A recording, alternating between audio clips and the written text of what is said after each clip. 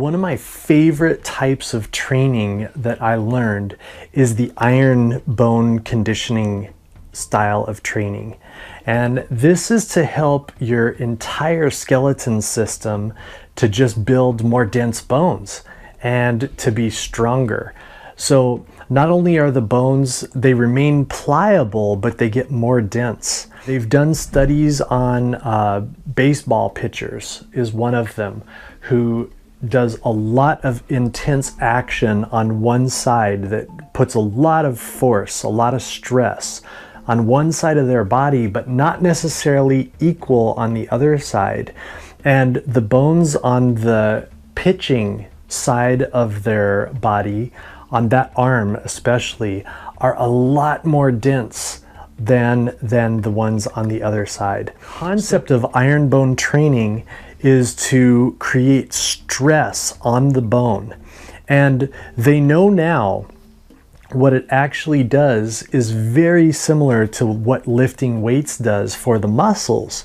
You actually, when you lift heavy weight, you're doing tiny little micro tears in the muscle that then get filled with material and build back stronger. And so the next time you lift weight, that same equivalent weight isn't going to feel as heavy, or you'll be able to do it another extra repetition or for a little bit longer. More and more, as their research is going into this, they're finding that bone training is a very real thing.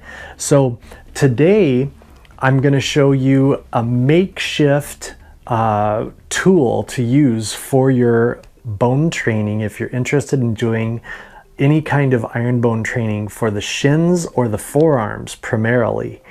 And this is going to be instead of a heavy bag. When I began doing my iron bone training, I started on a really big heavy bag, a solid big heavy bag. And I would slam my forearms into it, and I would slam my shins into it. But before too long, I needed something even more solid because I couldn't hit the heavy bag enough to really affect my bones. My muscles would get tired, and I would get to a point where I would almost be more in threat of getting an injury because of muscle fatigue than I was actually putting conditioning onto the bones. I started implementing more and more solid tools. So today what we're going to do is take a piece of PVC pipe and wrap some foam around it, and then fill it with rocks and sand and stuff like that. And I'll show you how I make mine at home, and we'll even test it out a couple of times. So let's check it out, and then you can continue your iron bone training and get that great benefit out of it as well. So this is a pretty easy project. We don't need a lot of material for this, and all of it can be done for around $25. And so it's a pretty inexpensive tool to make, but it is priceless for what it will do for you and for part of your conditioning. I have a 4-foot piece of PVC pipe that is 3 inches in diameter. And then I have the caps that go on the end of them to seal it. And what I've done with this is the pipe cost me about $15, and the caps cost maybe another $3 or $4 each. So the pipe and the caps all together are less than $20. And then I filled them with rocks, and I filled them with sand. So this is a really heavy, and by really heavy, I mean it's probably about 30 pounds or 40 pounds. And you can hear the rocks in it, and it's really solid. The problem with it is, if I go to kick this or to hit it with my forearm, it's actually too solid, and it's like hitting your forearm with a hammer. And what causes the microfractures in the bones that you want to heal and create a healthier, more dense bone is actually the strike and the vibration. So you want it to be a little bit soft. That's why traditionally in Asia, when they're hitting trees, they have a tendency to hit softer trees like bamboo, or like the banana trees are the really famous ones. You see the Muay Thai fighters kicking, and if you've ever seen a banana tree, they're very soft, and then they squeeze in just a little bit and then become very solid. So it's kind of like something Nerf that squishes in and then has a really solid core. And that's what we want. I only want to bite into the core a little bit, but I want to have all that force absorbing back into my bones. And then I keep the core tight and the skeleton structured correctly, and then it helps shock the whole system. So the other piece that I have here, I have a tiny knife, and I've got this camping pad that I purchased that was less than $10 from like any little sporting store or something like that will have one of these. So that is going to be everything that you need. Get the PVC pipe, the 2 caps, and then you're going to fill the PVC with rocks and sand, and then you can cap it up and seal it up. And then I'm also going to need my duct tape, which is around here somewhere, that I got.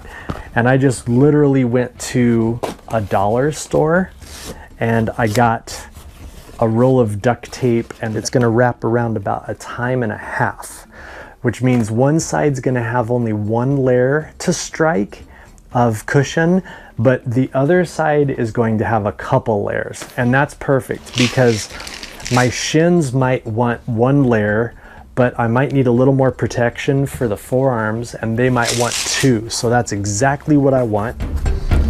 So I'm going to take my blade here and I'm going to cut off about 6 or 7 inches. That's all we need the knife for. Okay, so holding it down in one spot, I'm going to take the duct tape and I'm going to put just one little slice of it here, in here, and I'm going to do a little placeholder right there.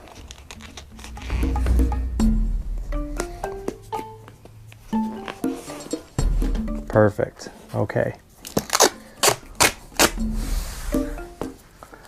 So then right on, half on the PVC and half on the mat here.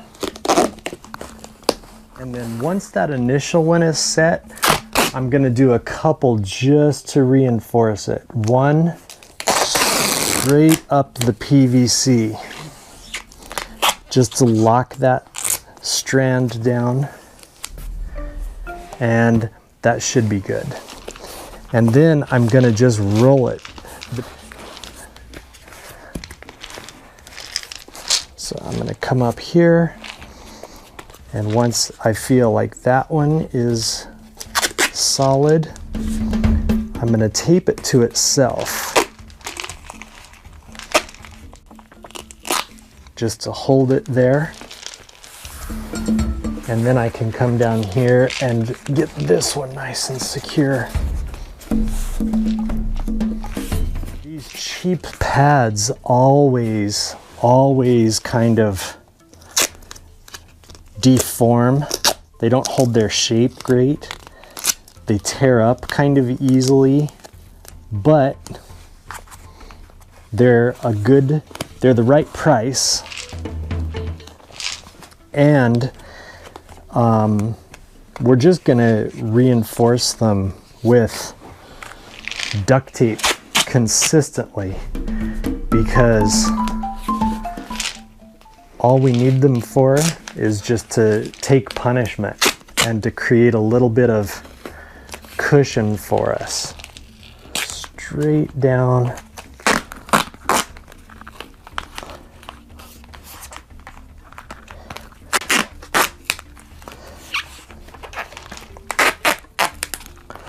Same thing here that I did kind of on the inside. This isn't the area that I'm gonna kick anyways or hit. It's not the striking the target area. So I just need it to stay secure. It doesn't have to be pretty. And then I'm gonna do one to reinforce it and one on the inside just to keep it super reinforced and keep it from falling. And then just a layer up at the top, just one down here to reinforce it. So that is what it's going to end up looking like. Good striking area. We can always duct tape parts that need to be reinforced more.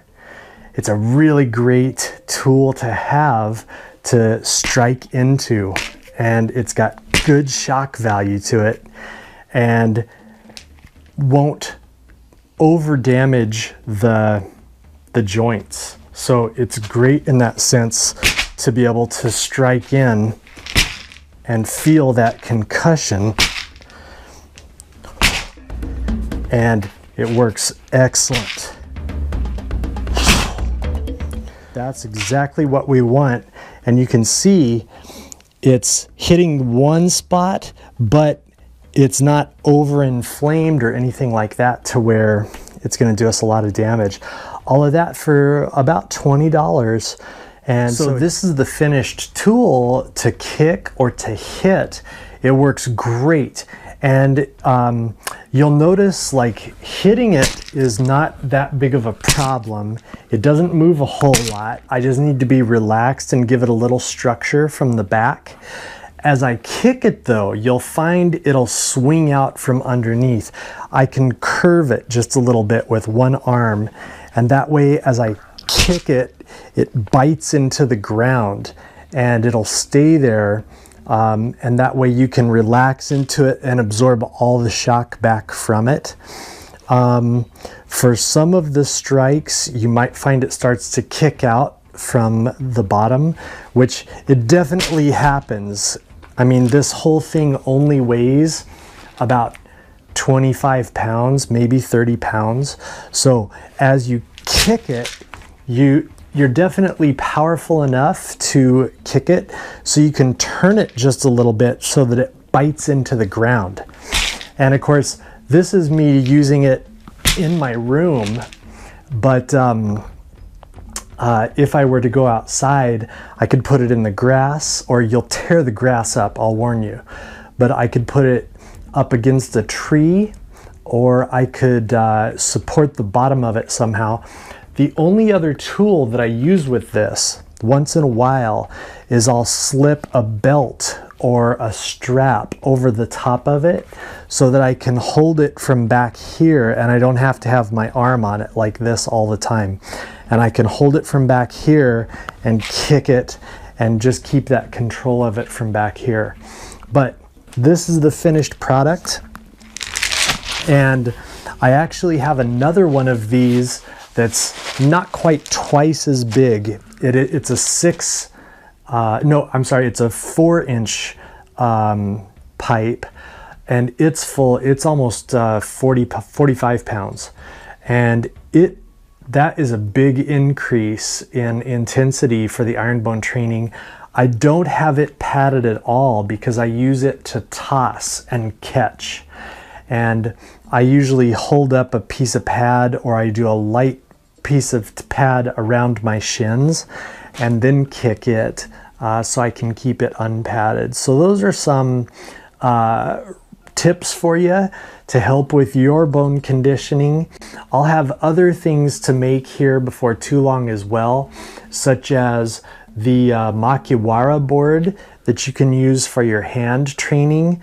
You can slap this as well, but it doesn't work as good as the Makiwara board. But if you have limited means and you want to build one tool, this is the best overall tool in order to really get your whole skeleton worked over for the iron bone training. So good luck building your own. Let me know how it goes. Let me know if you have questions. And thanks as always for watching. I'll see y'all soon.